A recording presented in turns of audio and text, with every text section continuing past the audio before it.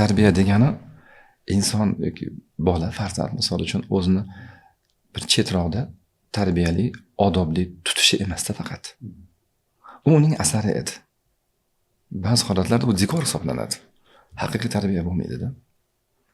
Tarbiya bir qancha yo'nalishni o'z ichiga oladi.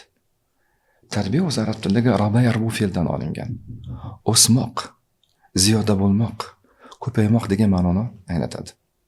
Ya'ni inson o'sish kerak bo'ladi. Aqlan, ong jihatidan, idrok jihatidan, ma'rifat jihatidan o'smoqligi kerak bo'ladi. Inson yana qanaqa unsurga ega edi? Uni qalbi bor.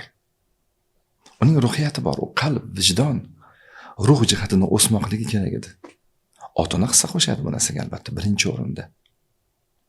Ya'ni inson o'smoqligi xuddi hayvonning o'sish singari emasda, faqatgina jasad va tana bo'yiga yoki eniga o'sishi buni o'zi tarbiya emas edi. Albatta tana ham bor. Bunga ham e'tibor beramiz. Parhez bilan, dieta bilan va sport bilan albatta. Va shu bilan birgalikda insonning nafsi bor. Bu alohida juda katta ilm. O'ta latif, idrok etuvchi, shunaqa bir mavjudot.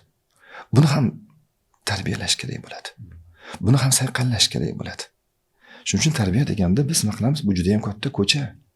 Dunyoda hech kim men tarbiyani oxirigacha yetib bordim deb ayta olmaydi.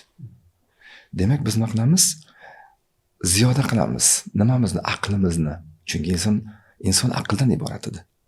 Qalbimizni, vijdonimizni, ruhiyatimizni, albatta nafsimiz va tanamizni har biri o'zini yo'lida, nimadir hisobidan emas, alohida e'tibor berib o'stirish kerak bo'ladi. Mana shu tarbiya bo'ladi.